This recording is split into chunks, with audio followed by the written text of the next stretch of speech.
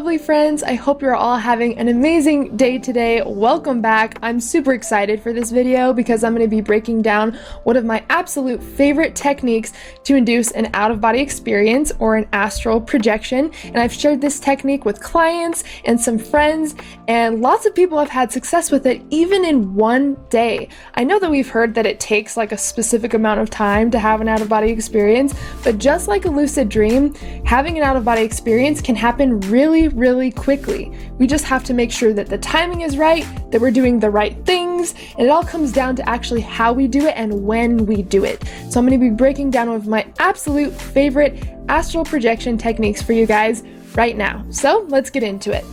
So before we get into the technique, I do want to let you guys know that there are two fundamentals that you need to have down before you try to have an out-of-body experience. The first one is a desire. I promise you that if you don't really have a desire to have an out-of-body experience and you don't really care, it's going to be very hard to have one. It probably will take a lot longer to have one if you don't have that desire. And if you don't have a desire to have an out-of-body experience, ask yourself why you're watching this video, or what you could get out of an out-of-body experience. What could it provide to you? What would you want to do? Start to really think about that and think about your why. Why do you want to have an out-of-body experience? What would it provide to you? How would it change your life?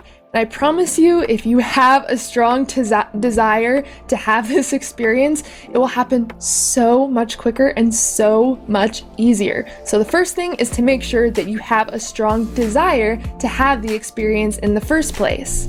The second thing is getting rid of the fear of an out-of-body experience. So I know that it can be kind of scary if you've ever had a sleep paralysis experience. The first time you have it, you don't know what's happening, and it can be a little bit eerie, right? It can be a little bit scary. But if we are too scared or we have a lot of fear around the out-of-body experience, chances are it probably won't happen very easily. But if it does happen, like if it starts to happen and we do feel that fear, we're probably going to ruin it anyway. So it's very important to get over the fear barrier. And I promise you, you're completely safe in your out-of-body experiences. Just like a lucid dream, you're absolutely 100% safe. And what I recommend to people who have never had an out-of-body experience before is to practice this craft in the lucid dream. So by practicing in the lucid dream, you get a hang of the control. You can practice controlling the lucid dream, and that will actually help you control your out-of-body experiences because they kind of act in the same way in a lot of ways. And if you see something scary in the lucid dream, you can actually change it with your thought and emotions and your expectations and intentions. We have full control over what we see and what we experience in the lucid dream if we do it correctly. So it's the same way with an out-of-body experience. Say in sleep paralysis, you experience something that scares you a little bit. You know, you hear something in your room, which is just the auditory hallucinations because you're half asleep and half awake. So we get to experience those things in our environment, but it's only because you're half dreaming. It's not like someone actually broke into your house and is in your room or anything. So if these things are a little bit intense to you, of course they were for me at first, but then you get used to it the more you do it. This would be a good idea to practice this in the lucid dream first to get over that fear and to see that you are 100% safe, just like a lucid dream. So before you get started on this technique, make sure you have your desire in place and make sure that you can get over the fear barrier. And of course, you can practice this in the lucid dream like we were just talking about. That way you can get the hang of the control and changing the environment or the experience when you need to. So the first thing to know about having an out-of-body experience is you have to do it at the right time. I know a lot of people think that they need to do it in the middle of the night, but that's actually the time where I have the least amount of success because there's so much mental fatigue. Your brain is trying to get your rest and you're going into deep sleep, and this is why a lot of us will fall asleep while we're doing the techniques, is because we're way too tired. We have way too much mental fatigue to even stay focused, and so it makes it really hard to wake up and to induce an out-of-body experience. So personally, I would recommend trying this in the morning or during the day. Those are the best times for me, because I've gotten all the rest that I need. I've went through all my deep sleep. I've, gotten that restorative sleep all through my sleep cycle, and now that I'm fully rested, I can carry myself back into a light sleep, and I have enough mental energy where I can now maintain more awareness and focus. So if you want to try this in the morning, I would try it at like 6 or 7 a.m. or something around there. At least after like 6 or 7 hours of sleep is when I would try it, or in the middle of the day. I have success with that all the time. If you've never tried taking a nap to induce an out-of-body experience or a lucid dream, I recommend doing that. That is literally my favorite time to do it, because you've been awake for a little bit, you go lay back down, you have a lot of mental energy, but then you can carry yourself into a light sleep. And that's the key to a lucid dream and an out-of-body experience, is hovering between awake and asleep. So taking a nap during the day is a great way to enter that state. So what you're basically going to be performing for this technique is awake back to bed. You wake up, you stay up for a little bit, and then you go back to bed to do the technique. So make sure you get enough rest before you go back to bed after you wake up. Make sure you stay awake for at least 15 to 30 minutes. But of course, like I said, you can do this in the middle of the day when you've been awake for hours. That's how I have at least an out-of-body experience once a week doing it that way, just taking a quick nap. So definitely try it after basically a full night's of sleep, but it's going to basically be the wake back to bed. Next, once you're ready to go lay back down, you want to make sure that you're completely comfortable, but you also want to make sure that you are alone.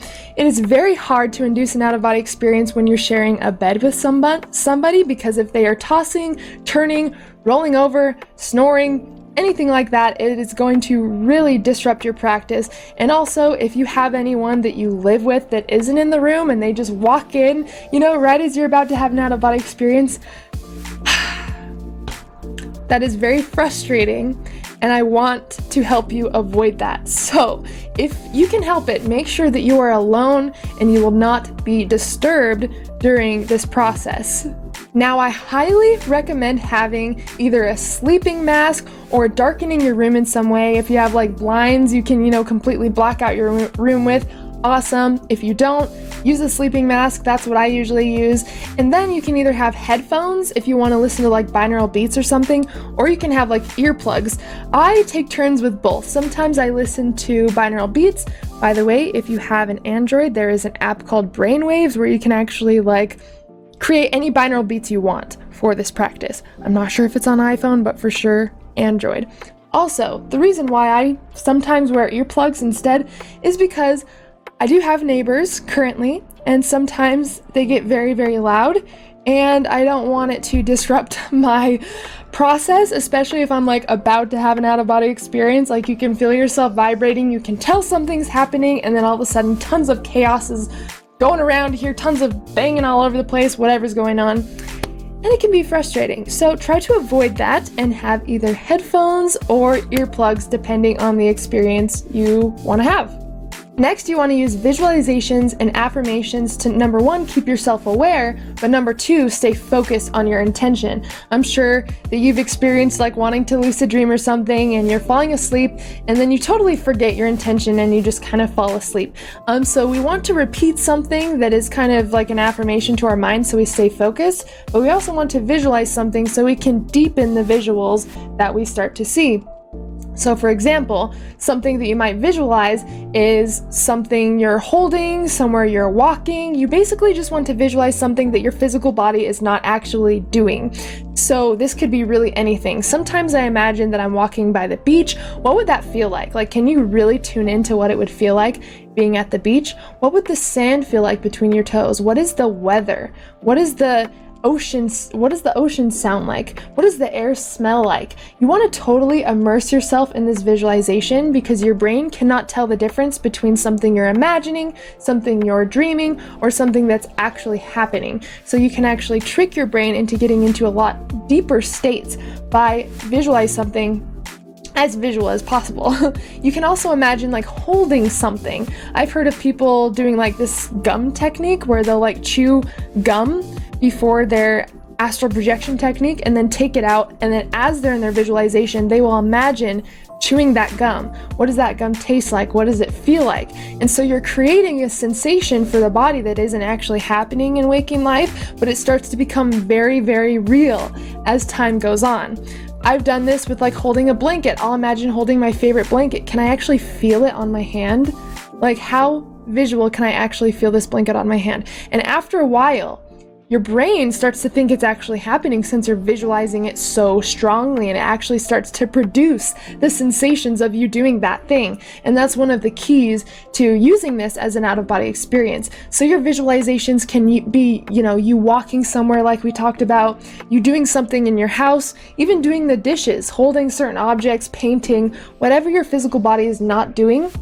Try to visualize something like that your physical body is not doing, and eventually you will start to see it get more real and more real until you're almost convinced that you are doing that thing. It's a very weird sensation to try to explain, but it's very helpful and very trippy, so don't skip out on the visualization part. Nextly, you want to use affirmations. This is basically programming your mind to have the specific experience. So I don't do this like as soon as I lay down, because I want to let myself kind of fall into a relaxed state. If you lay down and you're immediately starting to say tons of affirmations, you're stimulating your brain a lot and you're probably going to stay awake and not really fall into a deeper state.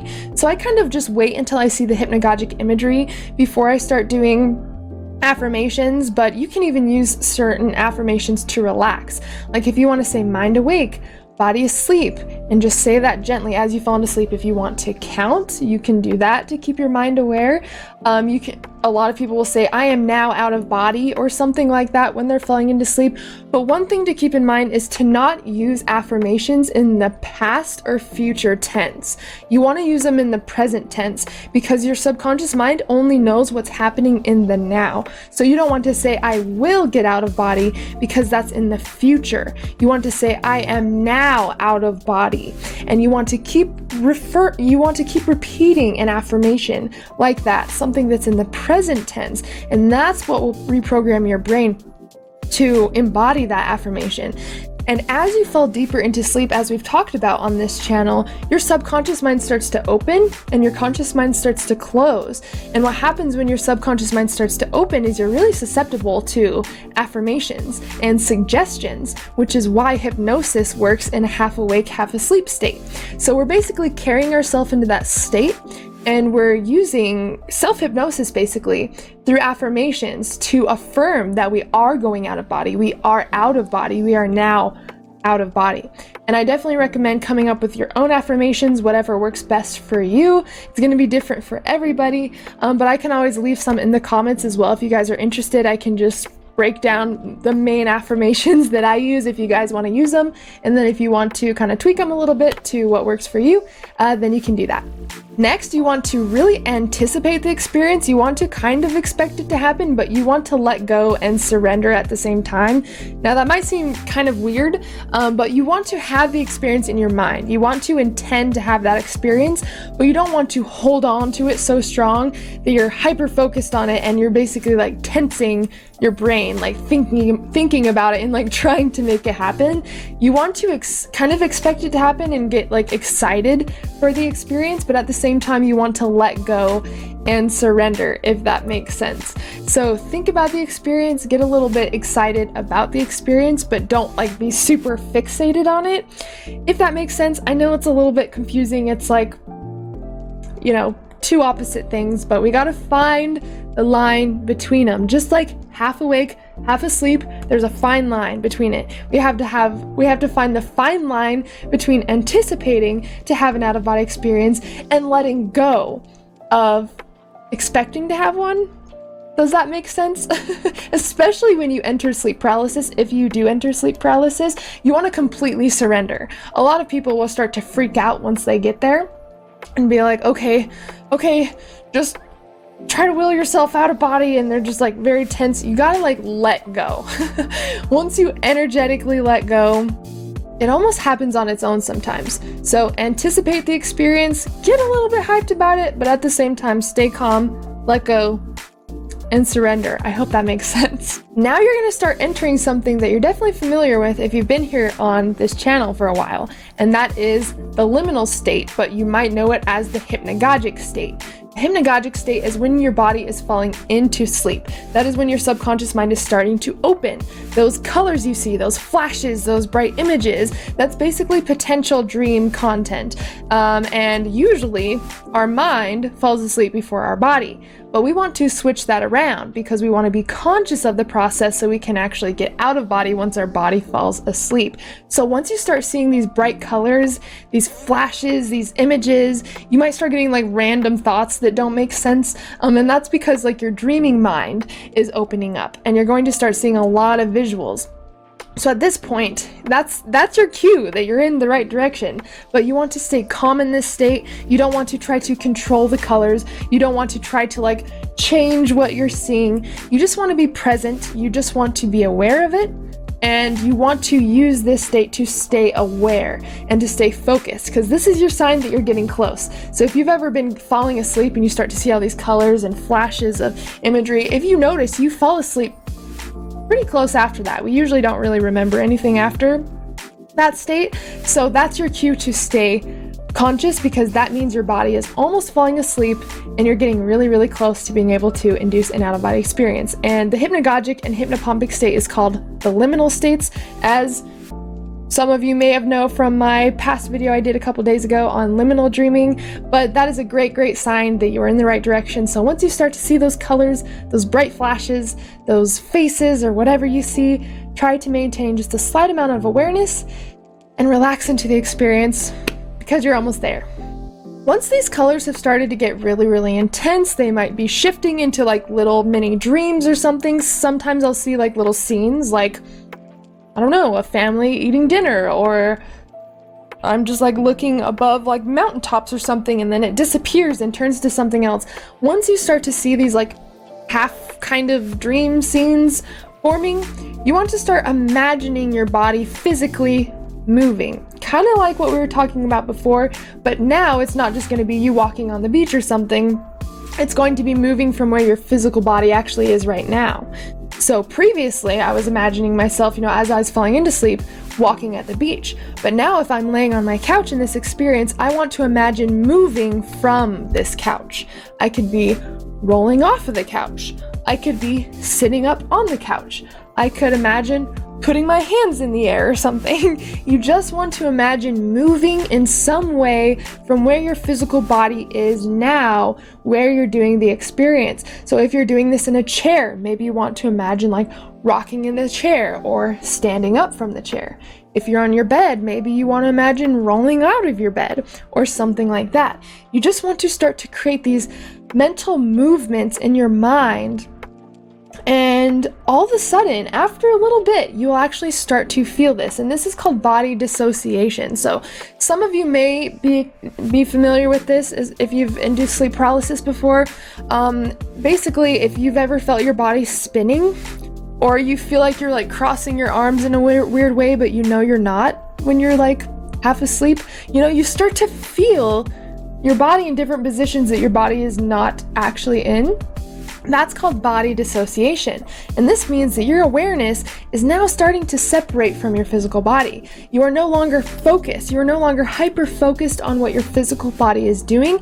Your awareness is now starting to separate from your physical body. So if you start to feel those weird things, like you feel like you're laying in a way that you're not laying, or you feel like your arm's like up here even though you're just laying normally, then you want to really focus on those weird sensations that you're experiencing. So if you feel like you're spinning, try to make yourself spin faster in your mind.